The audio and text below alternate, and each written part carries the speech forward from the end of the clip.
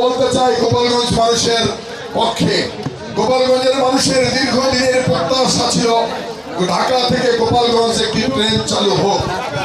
দুর্ভাগ্য গোপালগঞ্জের মানুষের 2010 সালে এই গোপালগঞ্জ টু ঢাকা এই রেল লাইন নির্মাণ কাজ শুরু হয় এবং এর কাজ শেষ হয় 2018 সালে, যেখানে নির্দিষ্ট সময়ের থেকে অনেক বেশি সময় লাগিয়েছিল কাজ শেষ করতে। রাষ্ট্রের টাকা খরচ করে এই রেল লাইন নির্মিত হয়েছিল, কিন্তু দুর্ভাগ্য ছিল আমাদের 6 বছর সেই সরকার গোপালগঞ্জ থেকে ঢাকা একটি ট্রেন চালু করতে পারে নাই। এই 6 বছর কি অনেক সময় ছিল না?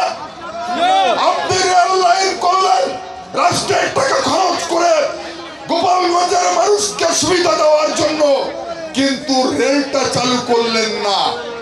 এখানেই গভীর ষড়যন্ত্রের অংশ। কেন 6 বছরে গোপালগঞ্জ থেকে ঢাকাতে ট্রেন চালু হলো না?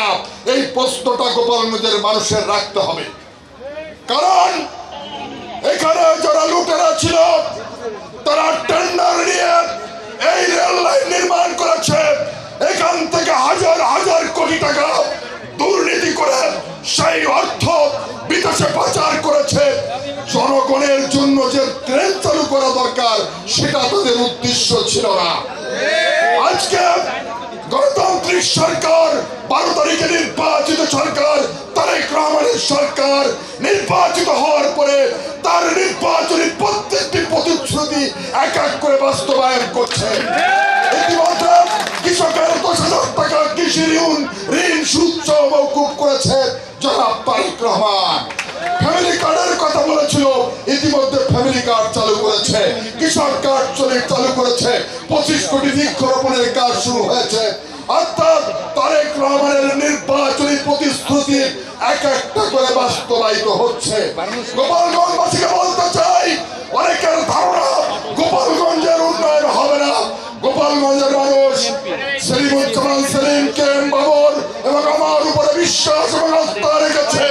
আমরা গোপালগঞ্জের মানুষের এই বিশ্বাস এবং আস্থার প্রতিদান দিতে চাই। শুধু আপনাদের দোয়া এবং আশীর্বাদ চাই। আপনারা যে ঋণ করেছেন আমাদেরকে 12 তারিখে ভোট দিয়ে, সেই ঋণ যেন আমরা আমাদের শ্রম দিয়ে আমরা কিছুটা লাঘব করতে পারি, মানুষের কল্যাণে এলাকার উন্নয়নে কাজ করতে পারি। শুধু বলতে চাই, কিছু কিছু কুলাঙ্গার আস্ফলন করছেন বাড়িঘর নাকি থাকবে না। বাড়িঘর কোথায় যাবে আমরাও জানি। রাজনীতি করেছি ওয়ার্ড থেকে সেন্ট্রাল পর্যন্ত সব কিন্তু পার করে এসেছি। হুমকি দেবেন না। রাজনীতি করে এখানে এসেছি, কারণ জুতা টেনে, কারণ বেটি ব্যাগ টেনে রাজনীতি করে রাজনীতির ময়দানে ছিলাম। রাজনীতি করে এখানে এসেছি এবং রাজনৈতিক ভাবে কথা বলবেন, রাজনৈতিক ভাবে জবাব দেওয়া হবে। সন্ত্রাসী করার চেষ্টা করবেন, সেটারও কিন্তু জবাব দেওয়া হবে। সকলকে এই ট্রেন শুভ হোক, যাত্রা এই এলাকার মানুষ উপকৃত হোক, সেই প্রত্যাশা রেখে সকলকে ধন্যবাদ জানিয়ে আমার বক্তব্য শেষ করছি। খোদা হাফেজ। বাংলাদেশ জিন্দাবাদ, জাতীয়তাবাদী দল জিন্দাবাদ। শহীদ জিয়া অমর, দেশনেত্রী বেগম খালেদা জিয়া অমর, বিএনপির ভারপ্রাপ্ত বিএনপির চেয়ারম্যান, গণপ্রজাতন্ত্রী বাংলাদেশ সরকারের প্রধানমন্ত্রী জনাব তারেক রহমান জিন্দাবাদ জিন্দাবাদ।